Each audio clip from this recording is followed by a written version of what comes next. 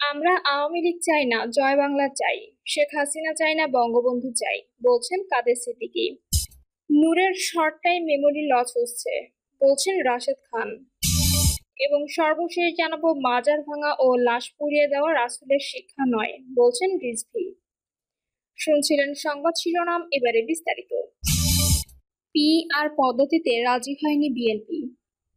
সংখ্যানুপাতিক প্রতিনিধিত্ব পদ্ধতিতে সংসদের উচ্চকক্ষ গঠনের বিষয়টি বিএনপিকে মেনে নেওয়ার অনুরোধ করেছিল অন্তর্বর্তী সরকার, তবে বিএনপি তা মানেনি। সরকার ও বিএনপি সংশ্লিষ্ট একাধিক সূত্র জানায়, গত 31শে আগস্ট রাষ্ট্রীয় অতিথি ভবন যমুনায় প্রধান উপদেষ্টার সঙ্গে বিএনপির বৈঠকের সময় সরকারের পক্ষ থেকে একজন উপদেষ্টা এ অনুরোধ জানান।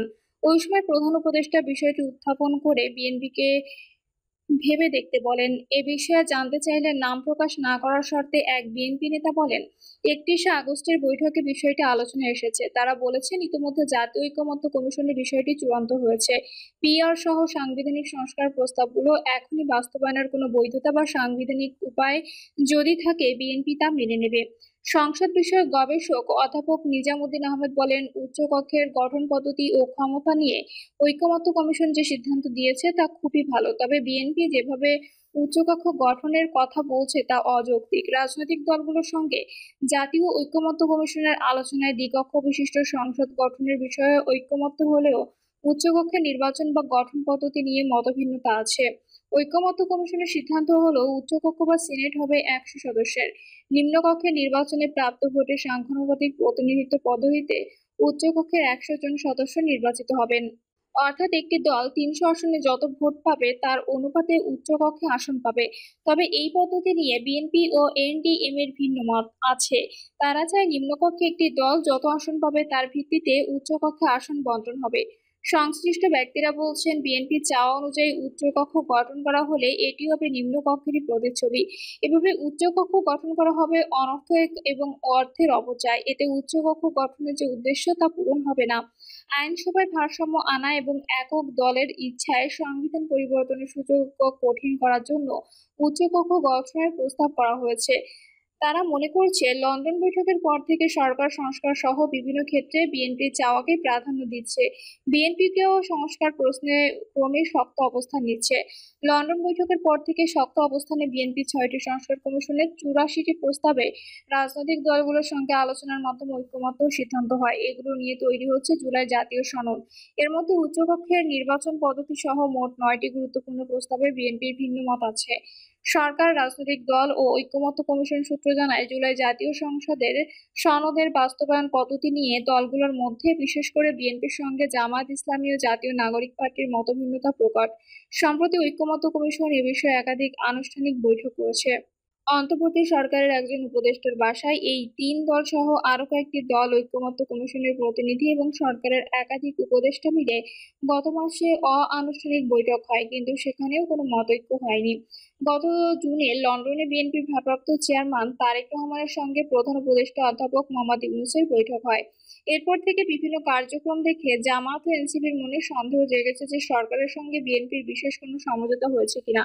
তারা মনে করছে, লন্ডন বৈঠকের পর থেকে সরকার সংস্কার সহ বিভিন্ন ক্ষেত্রে বিএনপির চাওয়াকে প্রাধান্য দিচ্ছে। বিএনপিও সংস্কার প্রশ্নে ক্রমে শক্ত অবস্থান নিচ্ছে। সংশ্লিষ্ট সূত্র জানায়, অন্তর্বর্তী সরকার গত 5ই আগস্ট যে জুলাই ঘোষণাপত্র প্রকাশ করেছে তাতে নাখোশ হয় জামায়াত ইসলামী ও এনসিপি। তারা মনে করে, এখানে বিএনপির চাওয়াকেই প্রাধান্য দেওয়া হয়েছে। ওই সময় বৃহত্তর স্বার্থে বিষয়টি মেনে নিলেও তারা জুলাই জাতীয় সনদ প্রশ্নে ছাড় দিতে চায় না। সংশ্লিষ্ট ব্যক্তিরা বলছেন, বিএনপির চাওয়া অনুযায়ী উচ্চকক্ষ গঠন করা হলে এটি হবে নিম্নকক্ষেরই প্রতিচ্ছবি। এভাবে উচ্চকক্ষ গঠন করা হবে অনর্থক এবং অর্থের অপচয়। এতে উচ্চকক্ষ গঠনের যে উদ্দেশ্য তা পূরণ হবে না। আইনসভায় ভারসাম্য আনা এবং একক দলের ইচ্ছায় সংবিধান পরিবর্তনের সুযোগ কঠিন করার জন্য উচ্চকক্ষ গঠনের প্রস্তাব করা হয়েছে। জামায়াত ও এনসিপি চায়, জাতীয় নির্বাচনের আগেই জুলাই সনদ বাস্তবায়ন করতে হবে। যেসব বিষয়ে বিএনপির ভিন্নমত আছে সেগুলো ঐকমত্য কমিশনের সিদ্ধান্ত অনুযায়ী বাস্তবায়ন করতে হবে। কারণ সংখ্যাগরিষ্ঠ দলের মতামতের ভিত্তিতে ঐকমত্য কমিশন সিদ্ধান্ত নিয়েছে। জুলাই সনদের বাস্তবায়ন পদ্ধতি মনমতো না হলে দল দুটিতে নির্বাচন বর্জনের চিন্তা আছে। জামায়াত ইসলামী চায়, গণভোট বা রাষ্ট্রপতির প্রোক্লেমেশনের মাধ্যমে সনদ বাস্তবায়ন হোক। আর জাতীয় ঐকমত্য কমিশনকে এনসিপি লিখিতভাবে জানিয়েছে, তারা মনে করে জুলাই সনদের বাস্তবায়ন সরাসরি গণপ্রতিনিধিত্বশীল একটি সংস্কার মাধ্যমে হওয়া আবশ্যক, এজন্য গণপরিষদ গঠন করে প্রয়োজন।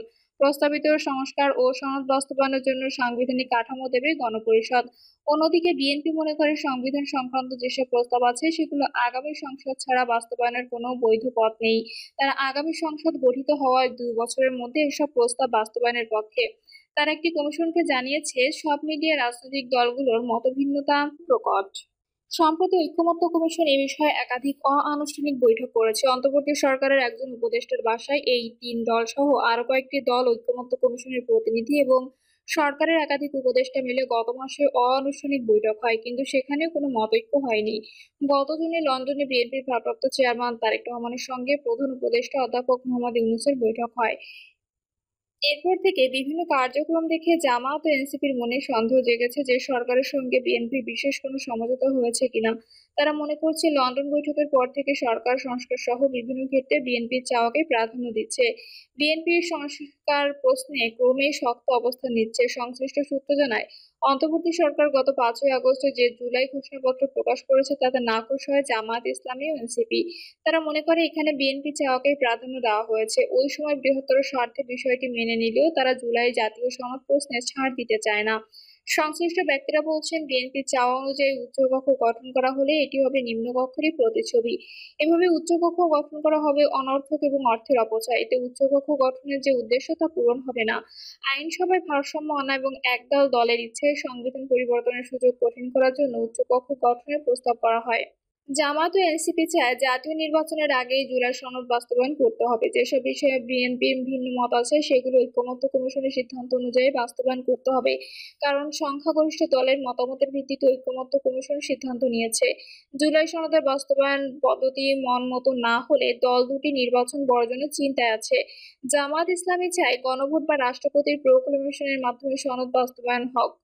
আর জাতীয় ঐকমত্য কমিশনকে এনসিপি লিখিতভাবে জানিয়েছে, তারা মনে করে জুলাই সনদের বাস্তবায়ন সরাসরি গণপ্রতিনিধিত্বশীল একটি সংস্থার মাধ্যমে হওয়া আবশ্যক, এজন্য গণপরিষদ গঠন করা প্রয়োজন।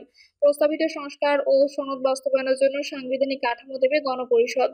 অন্যদিকে বিএনপি মনে করে, সংবিধান সংক্রান্ত যেসব প্রস্তাব আছে সেগুলো আগামী সংসদ ছাড়া বাস্তবায়নের কোনো বৈধ পথ নেই। তারা আগামী সংসদ গঠিত হওয়ায় 2 বছরের মধ্যে এসব প্রস্তাব বাস্তবায়নের পক্ষে। তারা এটি কমিশনকে জানিয়েছে। সব মিলিয়ে রাজনৈতিক দলগুলোর মতভিন্নতার কারণে জুলাই সনদ ঝুলে যাওয়া ও নির্বাচন প্রশ্নে সংশয় বেড়েছে।